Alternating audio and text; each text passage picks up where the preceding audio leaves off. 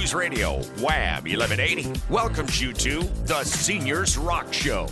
The Seniors Rock Show, a lively weekly discussion shedding a bright light on aging with fun, entertainment, and important info for all adults. Join us with your comments or questions. Call or text 222-1180 or 1-800-295-1180.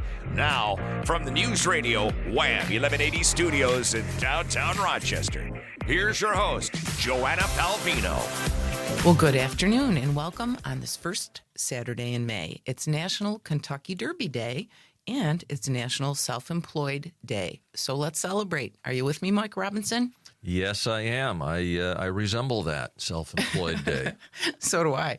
And so do a lot of people we know, actually. And I think we should enjoy it. And, I was thinking about this. Kentucky Derby Day is one of the only 3 times that John, my husband, and I gamble.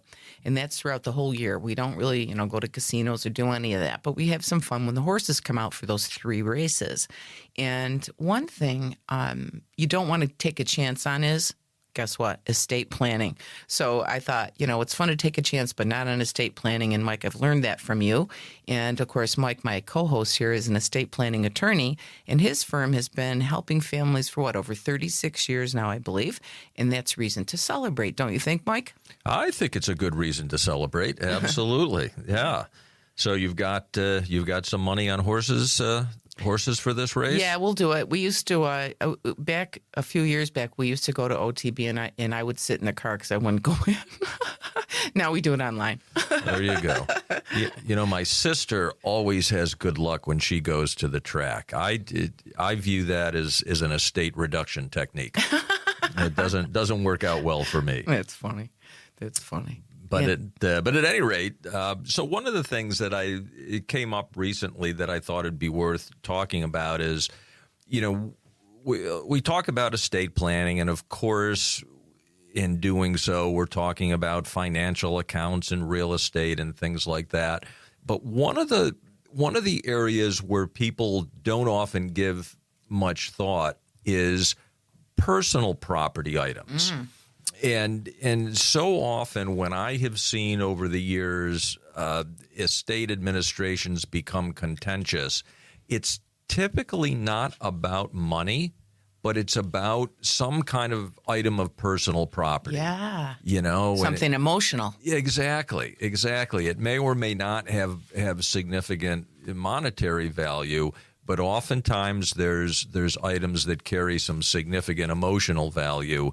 And if one of our goals in estate planning is to make things easier for the family and to reduce the chances of contentious situations arising, it's important to give some thought about what's going to happen with the personal property. Mm-hmm. And, if you have some strong feelings about who in the family should receive something, first of all, have a conversation within the family so that you can explain your reasoning, especially if you know that there might be other persons in the family who would be interested in receiving the particular item. So communication, as in so many areas, is very important. Or you can slip sticky notes under things like somebody else I know. Well, you can do that, and I know a lot of people do that, but then nobody finds out about it until you can't explain yourself. There you go. But I'm laughing because I did hear about that, but it's not in my house. Yeah. And of course, then people say, well, was that really mom or dad who put the sticky note there or whatever? Yeah, sticky notes are not legally enforceable. If you have a strong, opinion as to who should receive something, yes, have the conversation, but also get it in writing in a legally enforceable document. You just answered my question, because I was going to say I have a little list somewhere where I add things. Every once in a while I think, you know what? I would like so-and-so to have that. So I write it in my list. It's actually in my phone. And now I'm wondering if that's just useless because I'm not doing it legally. How do you make it legal?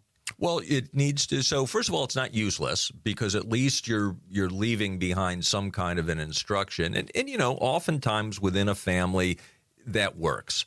But again, if you know or suspect that there's items that more than one person may have an interest in, that's where you really need to make it enforceable. And the way you do that is a will or a trust. Right. I mean, that's really how it happens. And the other thing to be aware of, because so often I'll hear from people, my kids will never fight. Everything's going to be fine. I will tell you that so many of the contentious administrations come from families where that's the thought. But it's sometimes not the kids, it's their spouses. And so you need to take that into account when you're thinking about these items also.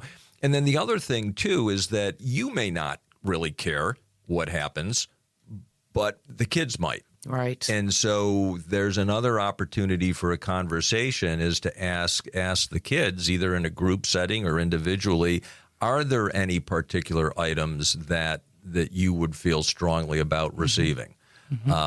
And because, so much of estate planning is about the people that we're leaving behind. Right. And so, what we want to do is make sure that not only are things smooth and cost effective, but we're not creating situations for family strife to arise. Right. And we have an estate plan, actually with you, Mike. And so now I'm thinking, okay, the things that we put in our estate plan in our will, they're standing still and they're good. If, as we go along, I want to add things, it's okay to have my little list as long as somebody knows where that is. Exactly. And that's certainly important, too, is, whether it's in a trust or a will or it's just a handwritten list or something, make sure somebody knows where to find it. And that goes right with everything else online, because obviously we have pretty much our whole world is online now, right? True. And there's all kinds of applications and whatnot that you can use for that sort of thing.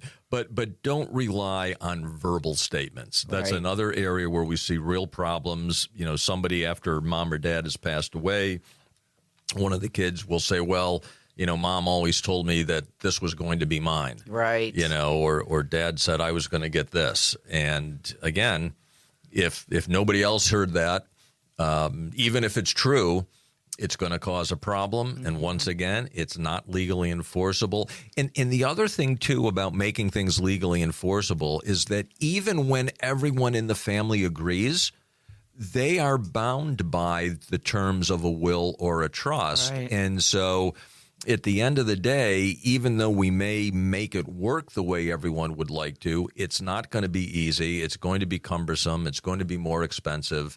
So take the time up front and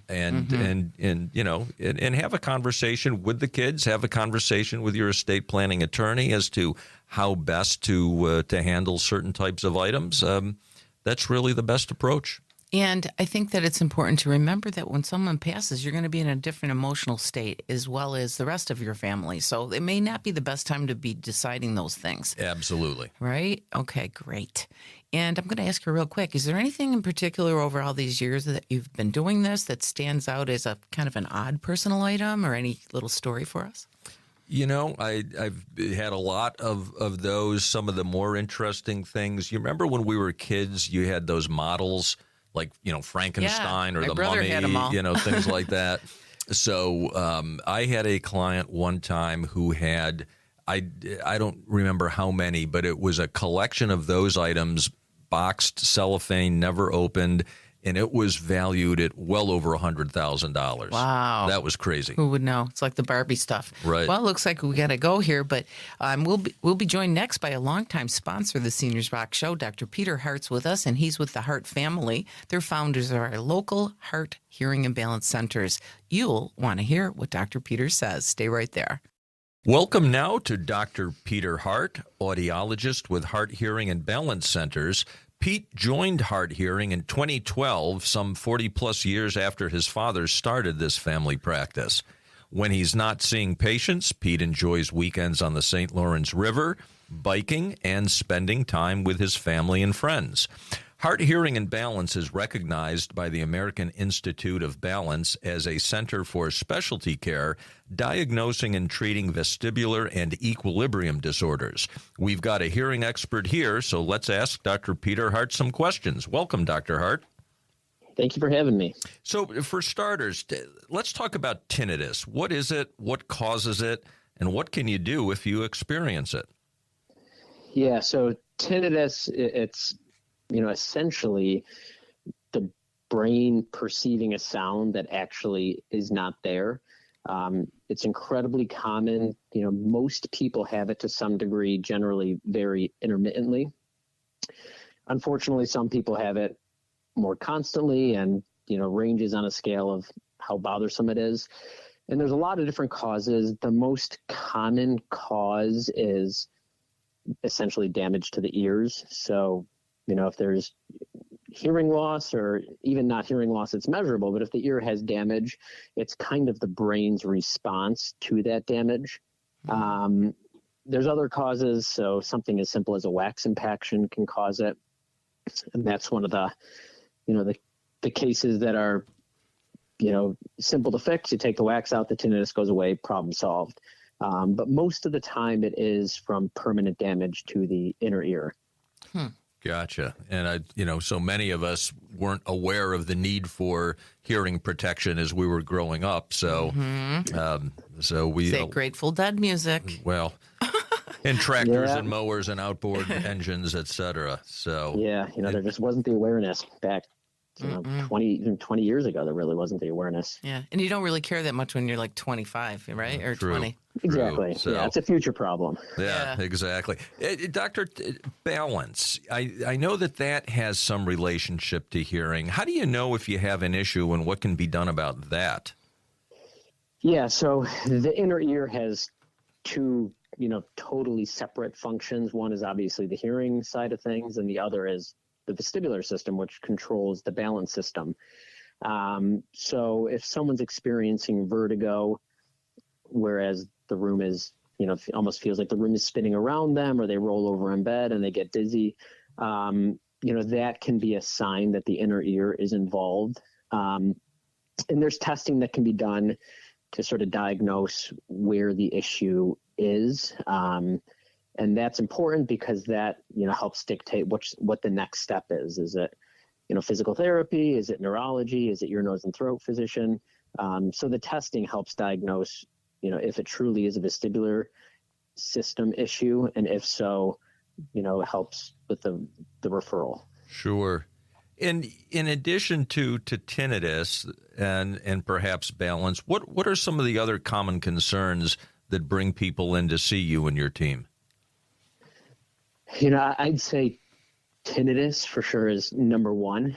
We see a ton of patients that come in experiencing, ringing in one ear or both ears. So that's really common.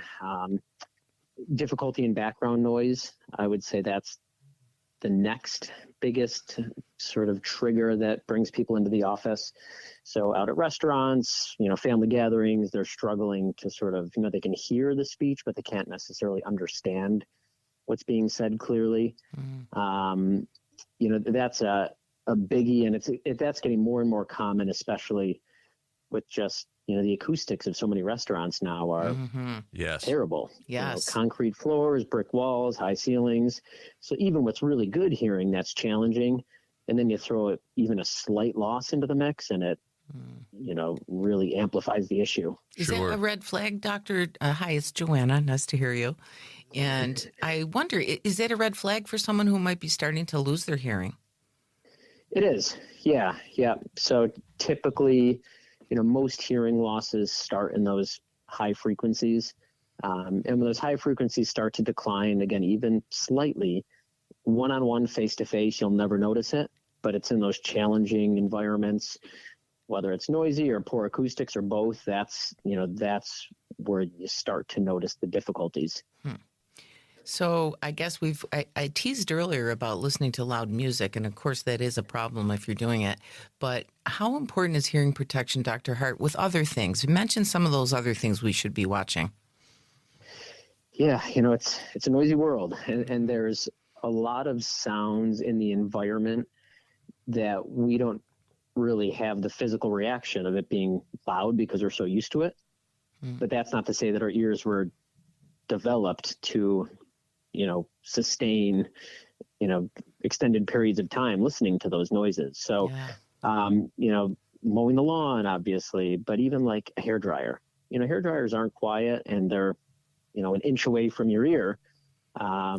So things like that, as, doing it once without hearing protection won't typically cause any damage, but the damage sort of compounds over the years, and then you might start to see it showing up later on. So, even wearing earplugs right hair, or mowing the lawn, snow blowing, really, if you think that it may be too loud, it probably is. Yeah, even the TVs these days with the surround sound, and they blast you out of the room. Stereos. Yeah. Wow.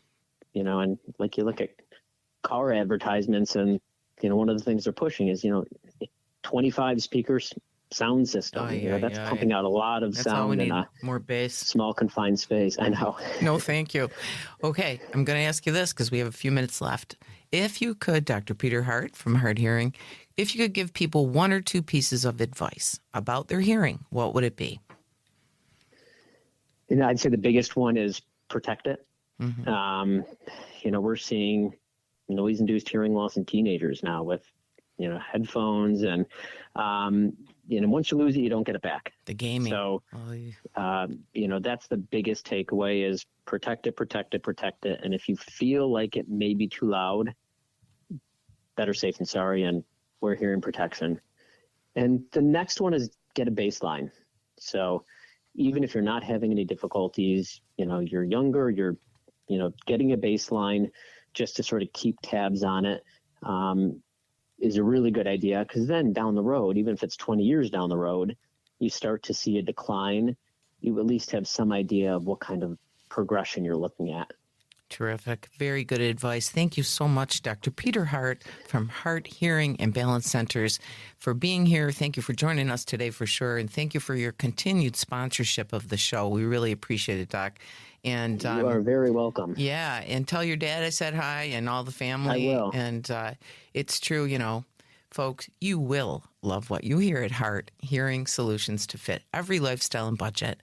And let's show this local family business and show supporters our support, and make your next hearing exam at Hart, harthearingandbalance.com. And you can call them at 585-266-4130. Thanks again, Doc. All right. Thanks, Joanna. Next, have a good weekend. You too. Next, we're going to learn about the Hearing Loss Association of America's Rochester chapter. They help folks with hearing loss. Art Maurer will tell us how next on the Seniors Rock Radio Show. We're back now with someone who's also a hearing expert, although not an audiologist. His name is Art Maurer, and he's the past president of the Hearing Loss Association of America. That is the Rochester chapter, and we refer to it as HLAA, as does everyone else. Art is retired from Rochester Tel, or Frontier, after a career of 35 years in information technology, network engineering, and operations. He's a native of Rochester. He's been married for 60 years. That's fabulous. And blessed with 7 adult children and 6 grandchildren.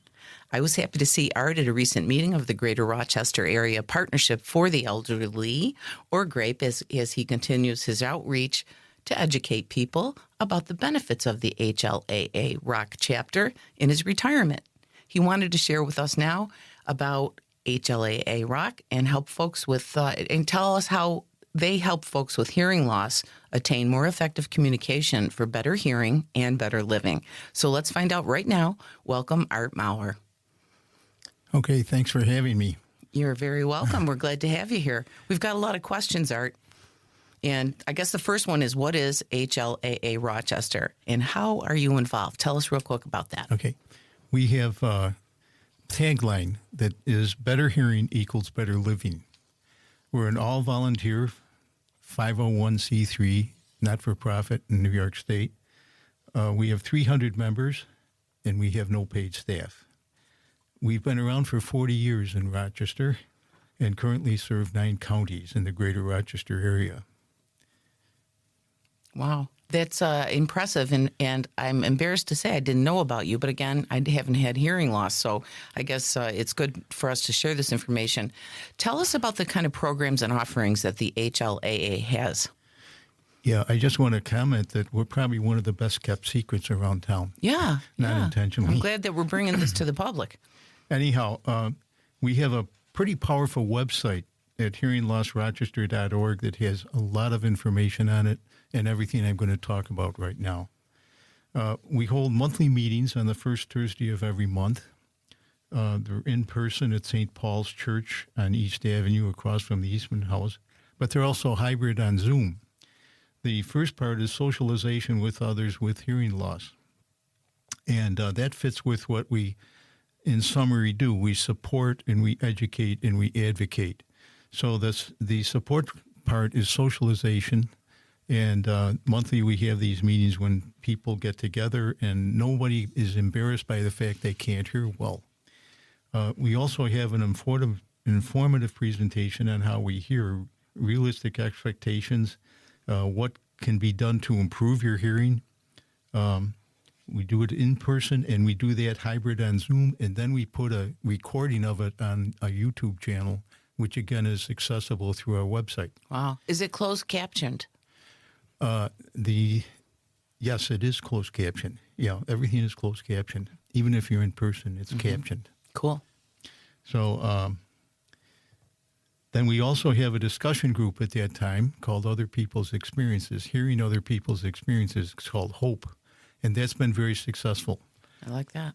People share their experiences and learn from each other. On the advocacy part, we try to get more hearing-friendly environments around town. We try to get more T-coil loops installed. There's about 150 in our area right now, and if you have a hearing aid with a T-coil on it, you can hear very clearly with that. And then we teach people how to advocate for themselves. And we also are advocating to get more and more captioning. We've got a lot of captioning in theaters now, and we're working more and more on getting captioning on TV. We have a monthly newsletter, and we have focus groups, like we have a cochlear implant group. We have a lot of cochlear implant users. We have a Here Together parental support group that meets once a month for parents that have children with hearing loss. Terrific.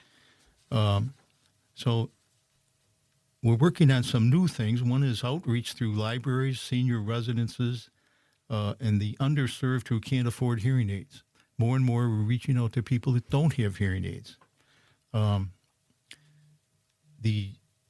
Use Zoom to extend our reach. And Zoom is wonderful. We got into it in the pandemic, but we find people coming in from other states. Mm-hmm. Some are our members who have gone south or gone west, but others are members in other chapters who come in and participate in our meetings.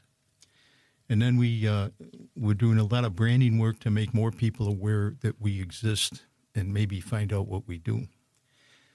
The average wait time for somebody to do anything about their hearing loss is 7 to 10 years. That's a statistical number that's been proven.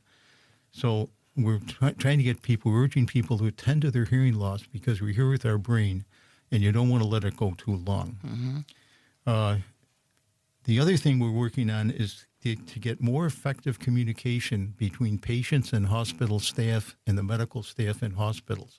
A lot of times people don't have hearing aids, or if they do, their batteries are worn out or whatever. So we're working on a package that would help patients in hospitals. Wow. And we're hoping to beta test that soon. That's terrific. What a great organization with great programs. Mike had a question. Yeah, Art, you've got a lot going on there. What are the costs to be a member of the HLAA? We have an annual membership charge of $10 a year, and that's just to defray the cost of mailing our monthly newsletter. Wonderful. We do not charge for anything. In fact, we have no billing capability, and we don't represent any manufacturers. Excellent. Interesting. And it sounds to me that you're not really competing with audiologists, but rather you're really complementing what they do. That's correct, Mike. We urge people to go to an audiologist and get tested. Even if they're thinking of over-the-counter, you've got to know what level your hearing loss is. The other thing is that many of the problems that create what looks like hearing loss really isn't hearing loss, and the audiologist will catch that. For instance, last month I was talking to a man about 74 years old, and he thought he was really in trouble with his hearing and needed hearing aids. And he went to the audiologist and found out that he had a wax condition in his ears that was so severe that he couldn't hear. Wow. And now he can hear fine. Interesting. Yeah. Yeah, and that's a common thing. I know. Yeah, that's wild. And I'm going to ask you real quick about the over-the-counter hearing aids. How do you stand on that? How does the HLAA stand? Well, we feel we have to make people aware of what it's all about. We put together a tip sheet on this, but since we're on the radio, you can't look at a tip sheet. So on our website, if you go to our website, on the homepage, you'll find a box that says, visit our chapter's OTC website. And on there is the whole tip sheet. And at the end of every tip, there's a thing that says notes. And if you hit that, you get a whole page of notes on that particular tip. So there's a lot of information there. We are not against over-the-counter. We just think that people have to know where they are because it only works for mild to moderate. If you're beyond that, it's not powerful enough. And there's a lot of things to think about in over-the-counter. So before somebody lays the money down, 3 things that we really urge people to do is get tested first, and then make sure you have a 45-day trial period, and finally, make sure if you have to return them, you're going to get a refund in cash, not credit, because you're probably going to find your solution elsewhere than what you actually bought. Great tips. Thank you, Art, so much for joining us today and for telling us about this organization dedicated to better hearing for everybody. Folks, you can learn more about the Hearing Loss Association of America Rock chapter at hearinglossrochester.org. There's lots of good information there. Or you can email Art. Is it okay if I give your email? It's MAURER, MAURER 40 at frontier.com. Stay with us. Mike Robinson and I will be right back after the break on News Radio, WHAM 1180 and Seniors Rock Radio. And welcome back to Seniors Rock Radio. And boy, Joanna, that was a lot of great information from our guests today about hearing issues, what they are, and how to protect yourself. Yeah. And there are things that we don't think about, like the hair dryer. I didn't think about that at all. I didn't think about that either. Right. And I don't have any earplugs at home to put in while I'm drying my hair. And, I have a thick head of hair here, knock on wood. So it takes me a while. That's probably not good. Yeah. And for years now, I've been conscious of that. And so whenever I'm operating any kind of power equipment, always have the ear protection on. Mm-hmm. And I've noticed, as you know, I go to a lot of live music. And for the last several years, I've noticed the musicians are wearing protection. Really? Yep. That's on interesting. stage, yeah. Well, that's smart. Yeah, because, one day in front of some of those speakers and you're in trouble. Yeah, and I think you've been a few days in front of those things. And what did you end up with? Yeah, tell people. When I was younger, I was one of those fellows who would stand in front of the speakers at concerts, and because I wanted to feel the bass and through your whole body. Yeah, yeah, you did too, right through your ears. Ouch. Yeah, but so I have tinnitus now, and it's it's not disruptive, but it's an issue. Yeah, and you told me that a while ago, and I think it's interesting, especially that we didn't know a lot about this Hearing Loss Association in Rochester, and they've got all these volunteers working with them. So I'm so glad that we brought that to light today, because there are a lot of people like you that are walking around, we didn't know they had hearing issues or that they're dealing with something. So I'm so glad that Art Maurer joined us today, and also that Peter was here, Peter Hart. So it was kind of a hearing-themed day. It was indeed, and it was great information. I learned a lot, and I hope our listeners did as well. Mm-hmm. So it is Kentucky Derby Day. Oh, yeah. So that'll be exciting. We'll be mixing up some mint juleps later on this afternoon and getting ready to watch the race. I'm going to get my hat out, my fascinator. Ah, very good. Yeah. And what else about the Derby? Well, I'll tell you. May the horse be with you. I had to say that. I had the opportunity, half a dozen years ago now, to go to Churchville Downs. It was the weekend before the Derby. Wow. And that was a really cool experience. That was fun to. Were they getting it all ready and all spiffed up? They really were, and it's a great facility. I'm not a big horse person, but I was impressed. Yeah, and we went to Del Mar, I think it is, down in California, Yeah. and that was also very fun. And people were dressed up, and it's a different world, but yeah, it is a fun experience, definitely. And the horses are beautiful. Oh my gosh, they are. Beautiful. They really are. So mm-hmm. good luck on your wagering. Well, thank you, and enjoy your mint juleps. I certainly will. And I'll try to get some lawn mowing done before then. I don't want to do that after the mint juleps. No, that's exactly right. No, don't do that. And, I'm sitting here thinking about some of the things we talked about today, and isn't it interesting how the simplest of things can be so important, like breathing clean air? I'm so happy we had our air ducts cleaned by indoor air professionals. The air is fresher, and my seasonal allergies are better. And just one duct cleaning by indoor air professionals has made me feel better. So having to dust less is a big bonus, and your cleaner air at home or at work is just a phone call away, and you can save big today with $160 off air duct cleaning from Western New York's #1 cleaning experts. Our friend Peter Gordon is standing by at Indoor Air Pros, and he's offering listeners savings on air purifiers today, too. $350 off a portable medical-grade purifier by Healthway. That's a good one. Or $500 off the whole house unit. So check that out. These are limited time offers. You heard me right. Cleaner air on sale today. Call Peter Gordon at Indoor Air Professionals. That's 585-427-8020, 427-8020, extension 303, or visit indoorairpro.com. I'd like to thank Dr. Peter Hart again and Art Maurer for being here with us today. We'll post the show, like we do every week, on the seniorsrockradio.com website under past shows. This way you can share it with your friends and your family, and maybe you have someone that you'd like to share it with that can benefit from the information that we heard about today, especially on the hearing part. So please follow the Seniors Rock page on Facebook, too, if you're so inclined.